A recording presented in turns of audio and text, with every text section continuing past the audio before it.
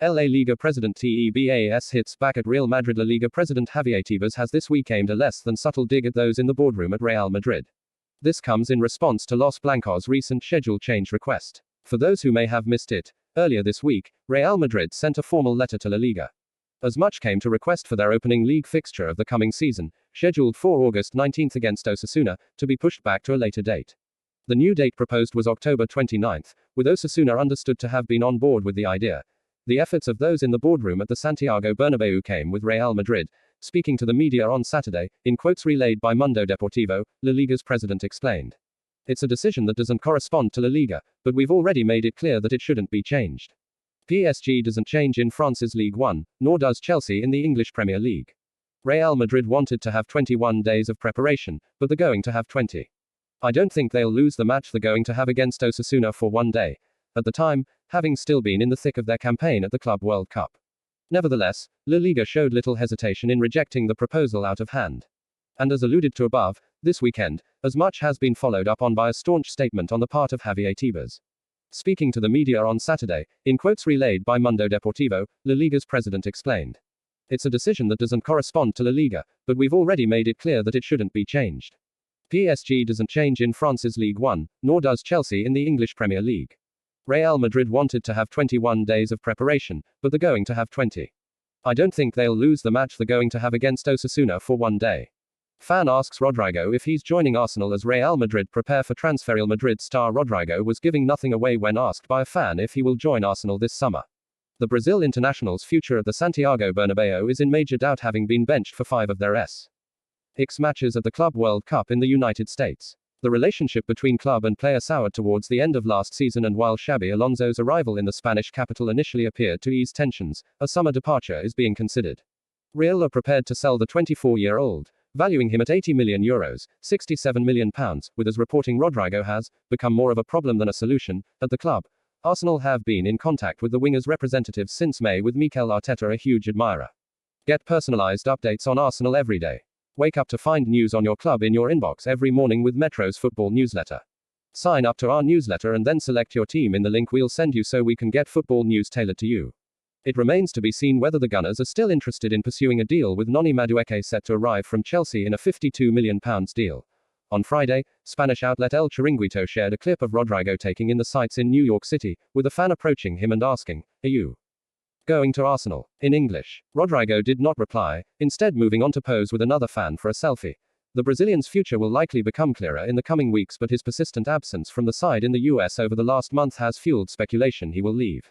Real Madrid secure agreement with Ibrahima Konate, line up €50 million. Real Madrid have an agreement in place with Ibrahima Konate and are ready to fork out €50 million to strike a deal with Liverpool. According to a report from Fitchages, Ibrahima Konate is closing in on a move to Real Madrid. The Spanish giants have agreed personal terms with the French centre-back and are preparing a €50 million offer to get a deal over the line. Konate made a name for himself at RB Leipzig before joining Liverpool in the summer of 2021. He has only gone from strength to strength over the years and has established himself as one of their mainstays. He was ever present in Arne Slot's 11 last season as they ended up winning the Premier League. While the Dutch manager would love to count on him for next season as well, the 26-year-old centre-back looks all set for a move to Madrid. He has his heart set on a move to the La Liga giants and has made it quite clear that he won't be penning a new deal at the Merseyside club.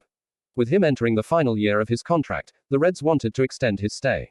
However, now that it seems unlikely, Liverpool are ready to sell as they do not want to risk losing out on him for free. Los Blancos are closing in on Konate's signature. Real Madrid are very keen on having Konate in their squad. They were planning to sign him for free next summer, but following their humiliating 4-0 loss at the hands of PSG in the semi-final of the Club World Cup, Xabi Alonso has requested the signing of a world-class centre-back. Konate is at the top of Real Madrid's wish list, and with Liverpool ready to sell, Los Blancos have begun making moves to get the deal done in the coming weeks. His arrival could pave the way for the departure of one of Madrid's experienced centre-backs, with multiple reports suggesting David Alaba will be the one to make way. Regardless of who leaves, Konate's arrival now looks like a strong possibility.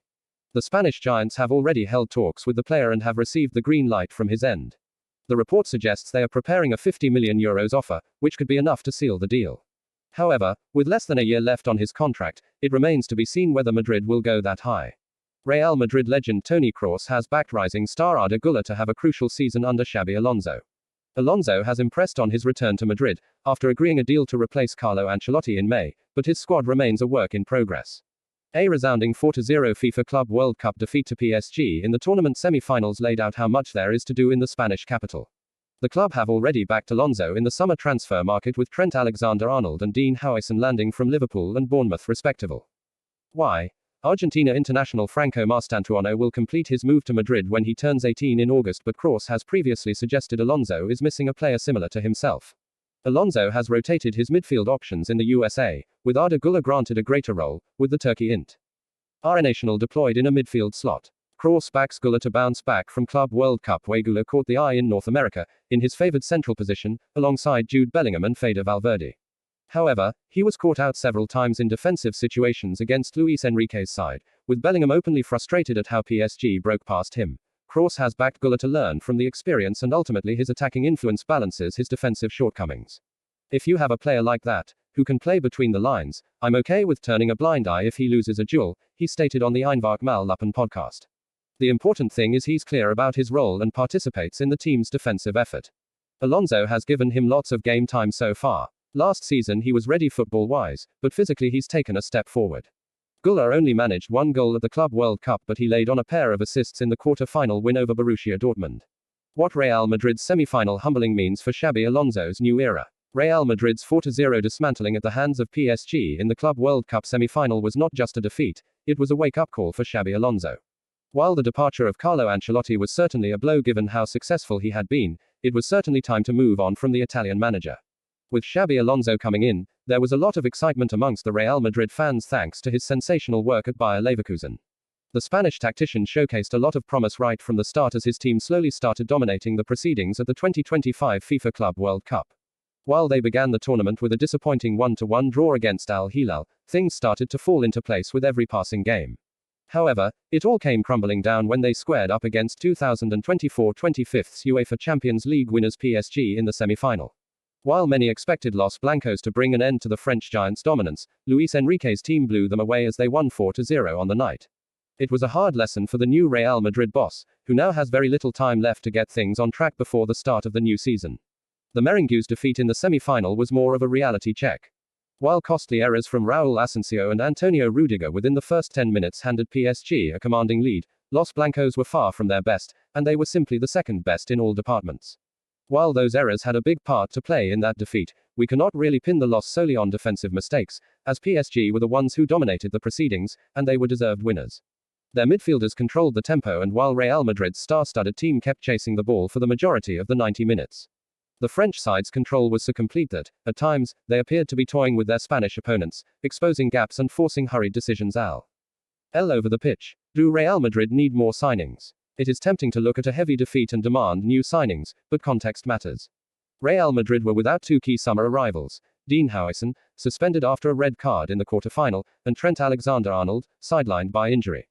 Their absence forced Federico Valverde into an emergency right-back role as Dani Carvajal was not ready to start, which in turn robbed the midfield of its usual drive and composure.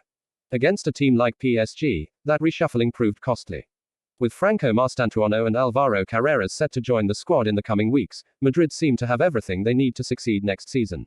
While another top-level midfielder who can help control the tempo could prove to be a great addition, they do not really have room for more signings. In the center of the park, while Luka Modric's time at the club has come to an end, Arda Güler has been entrusted to take up that role in midfield, and he certainly showcased a lot of promise during the Club World Cup. Given Ferland Mendy's injury track record, Carreras is just the perfect signing for the club. While Rodrigo could be on his way out, Real Madrid are already stacked in the final third, and with Mastantuono coming in, Xabi Alonso won't have to look at the market for a new winger. In simple terms, the Spaniard does not really need to look at the market, rather, he needs to make sure he makes the most out of the players at his disposal. What must Xabi Alonso change at Real Madrid? While the team in white certainly have the financial strength and the pull to sign any player they want, it still might not solve their problems. The tactical side of things is the answer for Real Madrid to bounce back next season. Throughout the 2024 FIFA Club World Cup, Xabi Alonso went ahead with a 4-3-3 formation, which would convert into a 3-5-2 when Real Madrid had the ball. Defensive midfielder Aurelien Tchouameni would drop into the back, while the full-backs were joining the attacks and supporting the two forwards. Valverde, who was assigned the right-wing role, was dropping into midfield and helping out Güler and Jude Bellingham. With the full-backs moving up the field and Valverde dropping into midfield, they were creating an overload in the central areas. It was one of the major reasons why they had so much control throughout the tournament. However, in the semi-final against PSG, Alonso started with Gonzalo Garcia, Kylian Mbappe and Vinicius Jr. as the front three, and Valverde was forced to play as makeshift right-back with Alexander Arnold injured. With Dean Howison suspended, they were no longer that efficient in playing out from the back. While Garcia was doing a lot of defending, Mbappe and Vinicius Jr. are certainly not that adept off the ball, and with Valverde not in midfield, they were getting stretched every time PSG kept switching the play. The tactical changes left Real Madrid exposed, with no answers to the French club's pressing, and they struggled to regain possession. For Alonso, the lesson is clear that against elite opposition, balance is everything. Real Madrid certainly has no shortage of firepower in the final third, but fitting them all into the same lineup without sacrificing structure is a puzzle that needs solving. The squad is strong, the talent is there, but the system must come first. Real Madrid fans have every reason to be optimistic. With quite a few of their stars returning from injury, they will certainly do everything that is needed to succeed in all competitions. But the PSG defeat is a timely reminder, in football, there are no shortcuts. Building a new era takes patience, smart decisions, and, above all, the courage to learn from painful nights like these. Alexis Mac Allister already gave Real Madrid verdict as Liverpool transfer rumours emerge again. Liverpool fans will no doubt be fed up of hearing about Real Madrid's interest in our players, so rumours involving Alexis Mac Allister re-emerging certainly won't be welcome. Already this summer, the Reds have seen Trent Alexander-Arnold make the move to the Bernabeu after running down his contract at Anfield, and there's every chance they could be in the exact same position next year. Ibrahima Konate is being linked with a move to Madrid, with fears growing as talks over a new contract on Merseyside don't appear to be going to plan. It is of course a byproduct of Liverpool's success that the world's biggest club comes after its players, although the manner in which Real goes about its business is more than a little infuriating for supporters, and hearing of another player being targeted will add to the frustration. Mac Allister though once again finds himself the subject of speculation surrounding a move to Madrid. Having said that, the reports from Spain don't come from the most reliable of sources, so there shouldn't be too much to worry about from a Liverpool perspective right now. What might be a little concerning though is the frequency with which the Argentine is linked with a move to the Bernabeu. This isn't the first time over the last 12 months, and no doubt it won't be the last going forward. Unsurprisingly then, the subject has already been put to Mac Allister. I read the rumours and the news reaches me, but the important thing is the present, he told Tits Sports back in April. No matter how much the club loves me, if I play poorly this weekend, they'll lose interest. I'm fine at Liverpool and I don't have any need, Mac Allister continued.